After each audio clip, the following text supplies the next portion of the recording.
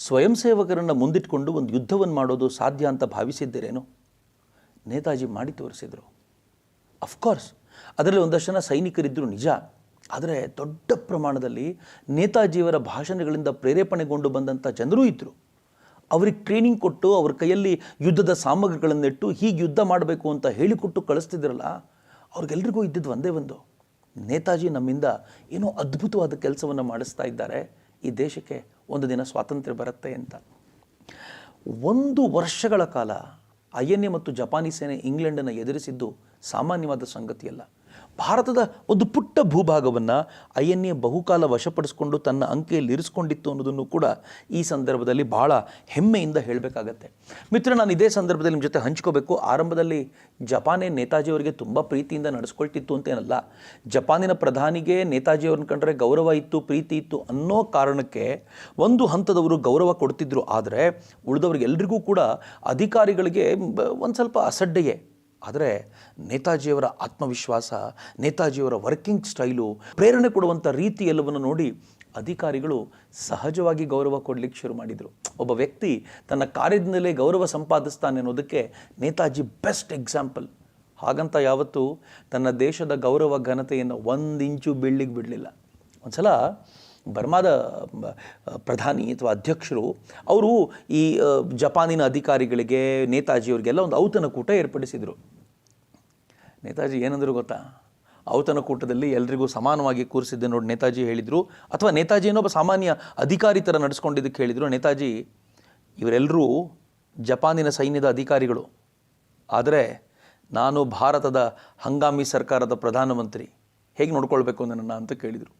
ತಪ್ಪನ್ನು ತಿದ್ದುಕೊಂಡ ಬರ್ಮದ ಜನತೆ ಅಥವಾ ಬರ್ಮದ ಆ ಪ್ರಮುಖರು ನೇತಾಜಿಗೆ ಒಬ್ಬ ರಾಯಲ್ ಟ್ರೀಟ್ಮೆಂಟ್ ಹೇಗೆ ಕೊಡಬೇಕೋ ಹಾಗೆ ಕೊಟ್ಟರು ಅಂತ. ಅಂದರೆ ನೇತಾಜಿಗೆ ತಮಗೆ ಬೇಕಾಗಿರುವಂಥ ಗೌರವ ಅಲ್ಲ ಅದು ತನ್ನ ರಾಷ್ಟ್ರಕ್ಕೆ ಕೊಡಬೇಕಾಗಿರುವಂಥ ಗೌರವ ಅಂತ. ಏನು ಚಂದಾರಿ, ಇಂಥ ವ್ಯಕ್ತಿ ದೇಶದ್ರೋಹಿ ಅಂತ ಕರೆದು ಬಿಟ್ರಲ್ಲ ಇವರು. ಇಂಥ ವ್ಯಕ್ತಿ ಜಪಾನಿನವ್ರ ಜೊತೆ ಒಪ್ಪಂದ ಮಾಡ್ಕೊಳ್ಳಿಕ್ಕೆ ಏನು ಅಯೋಗ್ಯ ಜನ ನಮ್ಮವರು ಅಂತಂದರೆ, ಅದರಲ್ಲೂ ಈ ಕಮ್ಯುನಿಸ್ಟರು ಮತ್ತು ಕಾಂಗ್ರೆಸ್ಸಿಗರು ಬ್ರಿಟಿಷರ ಜೊತೆ ಹೇಗೆ ಸೇರಿಕೊಂಡು ಈ ಅಪಪ್ರಚಾರವನ್ನು ಮಾಡಿದರು ಅಂತಂದರೆ ಫೈನಲಿ ಅದನ್ನು ಹೇಳ್ಕೊಳ್ಬೇಕಾದ್ರೆ ನಾಚಿಕೆ ಅನಿಸುವಷ್ಟರ ಮಟ್ಟಿಗೆ.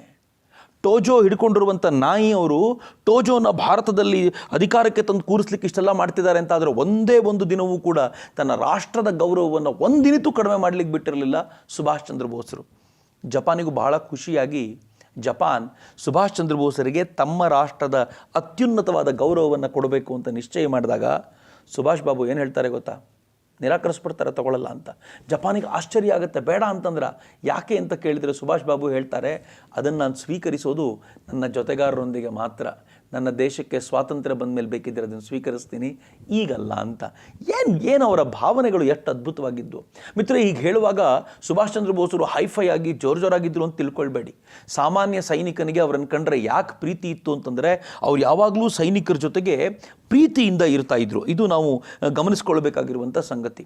ಅವರು ರಣರಂಗಕ್ಕೆ ಅನೇಕ ಬಾರಿ ಯುದ್ಧ ಭೂಮಿಗೂ ಹೋಗಿ ರಣರಂಗದಲ್ಲಿ ಆ ಸೈನಿಕರು ಯಾರು ಹೋರಾಟ ಮಾಡ್ತಾ ಇದ್ದಾರೋ ಅಲ್ಲಿ ನಿಂತು ಹುರಿದುಂಬಿಸುವಂಥ ಪ್ರಕ್ರಿಯೆ ನಡೀತಾ ಇತ್ತು. ಒಂದು ಸಲ ಅಂತೂ ಅವ್ರು ಹೀಗೆ ರಣರಂಗಕ್ಕೆ ಹೋಗಬೇಕು, ನಮ್ಮ ಸೈನಿಕರು ಸ್ವಲ್ಪ ವೀಕ್ ಆಗಿದ್ದಾರೆ ಅಂತ ಗೊತ್ತಾದಾಗ ಹೋಗಬೇಕು ಅಂತಂದಾಗ ಜಪಾನಿನ ಅಧಿಕಾರಿಗಳು ಹೇಳ್ತಾರೆ, ನಿಮ್ಮ ಲೈಫನ್ನು ರಿಸ್ಕ್ ಮಾಡ್ತೀರಾ?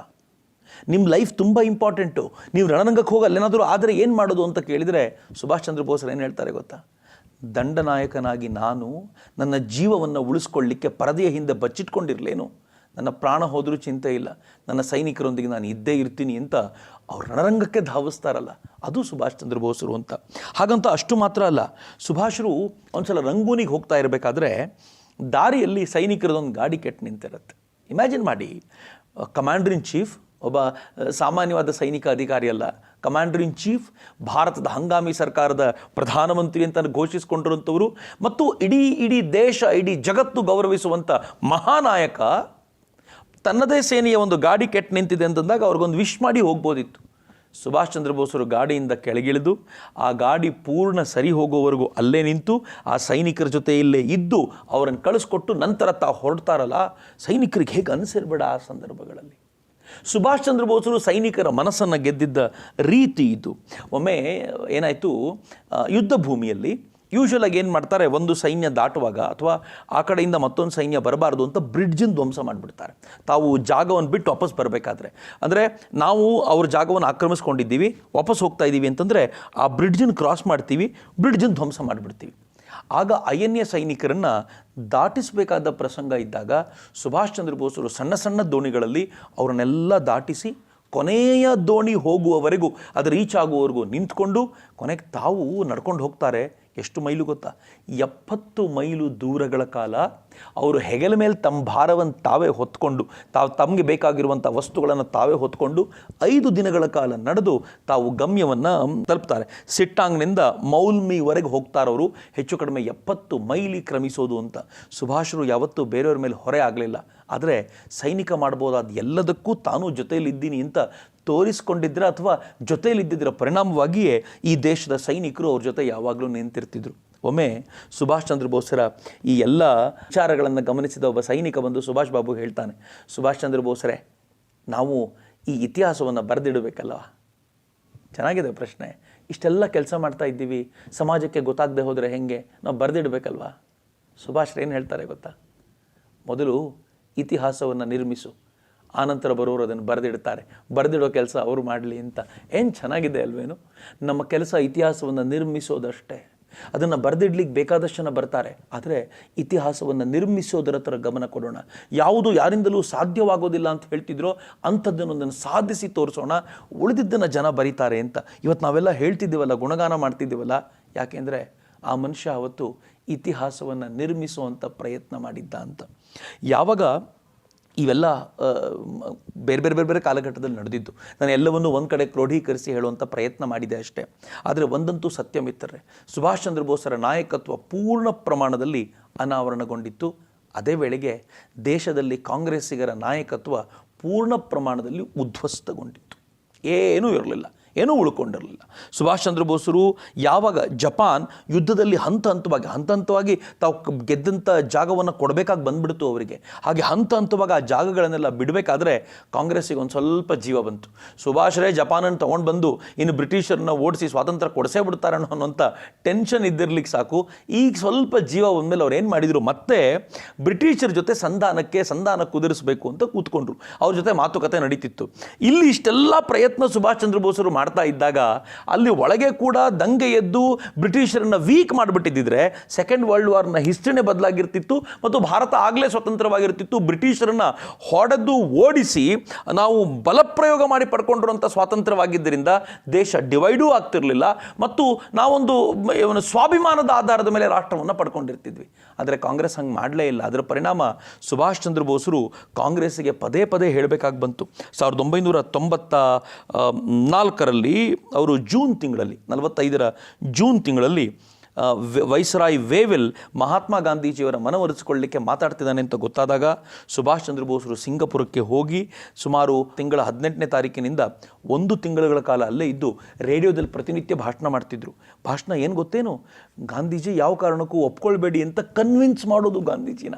ಈ ಮನುಷ್ಯ ಅಲ್ಲಿ ಕೂತ್ಕೊಂಡು ತನ್ನ ನಾಯಕತ್ವದ ಪ್ರದರ್ಶನ ಮಾಡ್ತಿದ್ರು. ಅವ್ರೇನು ಹೇಳ್ತಿದ್ರು ಅಂತಂದರೆ, ಭಾರತದ ಸ್ವಾತಂತ್ರ್ಯ ಅಂದರೆ ಇಂಗ್ಲೆಂಡಿನ ಆಂತರಿಕ ವಿಚಾರ ಅಂತ ಭಾವಿಸಲಿಕ್ಕೆ ಬ್ರಿಟಿಷ್ ಸರ್ಕಾರಕ್ಕೆ ಅಧಿಕಾರ ಏನಿದೆ? ಅಲ್ಲದೆ ವೇವೆಲ್ ಸೂಚನಾವಳಿಯ ಹಿಂದೆ ಈಗಿನ ಇಂಗ್ಲೆಂಡಿನ ಕನ್ಸರ್ವೇಟಿವ್ ಸರ್ಕಾರದ ಚುನಾವಣೆಯ ಲೆಕ್ಕಾಚಾರಗಳು ಇದ್ದಾವೆ. ವೇವೆಲ್ ಸೂಚನಾವಳಿಯನ್ನು ತಿರಸ್ಕರಿಸುವುದರಿಂದ ಭಾರತದ ಸ್ವಾತಂತ್ರ್ಯದ ವಿಷಯವನ್ನು ಅಂತಾರಾಷ್ಟ್ರೀಯ ಸ್ತರದಲ್ಲಿ ಉಳಿಸದಂತೆ ಆಗತ್ತೆ. ವೇವೆಲ್ನ ಮಾತುಗಳನ್ನು ಒಪ್ಕೊಳ್ಬೇಡಿ, ಅದನ್ನು ತಿರಸ್ಕರಿಸಿದರೆ ಜಾಗತಿಕ ಮಟ್ಟದಲ್ಲಿ ಭಾರತದ ಸ್ವಾತಂತ್ರ್ಯದ ಚರ್ಚೆ ಜೋರಾಗತ್ತೆ, ಅದನ್ನು ಉಳಿಸಿ ಅಂತ. ಆದರೆ ಕಾಂಗ್ರೆಸ್ಸಿಗರಿಗೆ ಆ ಥರದ್ದು ಯಾವುದೇ ಇಚ್ಛೆ ಇರಲಿಲ್ಲ. ಯಾವ ಕಾರಣಕ್ಕೂ ಇದರ ಕ್ರೆಡಿಟ್ ಸುಭಾಷ್ ಬಾಬುಗೆ ಹೋಗಬಾರ್ದು ಅಂತ ಅಷ್ಟೇ ಅವ್ರ ತಲೆಯಲ್ಲಿತ್ತು. ಅವರು ಅದಕ್ಕೋಸ್ಕರ ತುಂಬ ಪ್ರಯತ್ನ ಪಡ್ತಾಯಿದ್ರು. ಇದು ಒಂದು ಪಾರ್ಟ್. ಸುಭಾಷ್ ಚಂದ್ರ ಬೋಸರು ಇದೇ ಹೊತ್ತಲ್ಲಿ ಮಹಾತ್ಮ ಗಾಂಧೀಜಿಯಾದಿಯಾಗಿ ಈ ಎಲ್ಲ ಕಾಂಗ್ರೆಸ್ ನಾಯಕರಿಗೆ ಏನು ಹೇಳ್ತಿದ್ರು ಅಂತಂದರೆ, ಯಾವ ಕಾರಣಕ್ಕೂ ಹಿಂದೂ ಮುಸ್ಲಿಮ್ನರ ನಡುವೆ ಭೇದ ತರಲಿಕ್ಕೆ ಪ್ರಯತ್ನ ಪಡಬೇಡಿ, ಅವರನ್ನು ಒಟ್ಟುಗೂಡಿಸ್ಲಿಕ್ಕೆ ನೀವು ಅನವಶ್ಯಕ ಪ್ರಯತ್ನಗಳನ್ನು ಹಾಕಬೇಡಿ, ಬದಲಿಗೆ ಸಹಜವಾಗಿ ಇರಲಿಕ್ಕೆ ಬಿಟ್ಟರೆ ಅವರೆಲ್ಲ ಒಟ್ಟಾಗ್ತಾರೆ, ದಯಮಾಡಿ ಬ್ರಿಟಿಷರು ಹಾಕಿದಂಥ ಖೆಡ್ಡಕ್ಕೆ ಬೀಳಬೇಡಿ ಅನ್ನುವಂಥ ಎಚ್ಚರಿಕೆಯನ್ನು ಕೊಡ್ತಿದ್ರು. ಕಾಂಗ್ರೆಸ್ಸಿಗರು ಏನು ಮಾಡ್ತಿದ್ರು ಅಂತಂದರೆ, ಮುಸಲ್ಮಾನರನ್ನ ತಲೆ ಮೇಲೆ ಹೊತ್ಕೊಂಡು ತಿರುಗಾಡ್ತಿದ್ರಲ್ಲ, ಹೀಗಾಗಿ ಅವರಿಗೆ ಪ್ರತ್ಯೇಕತೆಯ ಭಾವನೆ ಸಹಜವಾಗಿ ಬಂದಿತ್ತು, ಅಥವಾ ಬಂದಿರುವಂಥ ಪ್ರತ್ಯೇಕತೆಯ ಭಾವನೆ ಬಲವಾಗಿ ಬೇರಿರುವಂತೆ ಮಾಡಲಾಗಿತ್ತು. ಆದರೆ ಸುಭಾಷ್ ಯಾವತ್ತೂ ಹಾಗೆ ಮಾಡಲಿಲ್ಲ. ಸುಭಾಷರ ಜೊತೆಯಲ್ಲಿ ಶಾನವಾಜ್ ಹುಸೇನ್ರಿದ್ದರು. ಸುಭಾಷರ ಜೊತೆಯಲ್ಲಿ ಕರ್ನಲ್ ಹಬೀಬುರ್ ರೆಹಮಾನ್ರಿದ್ದರು.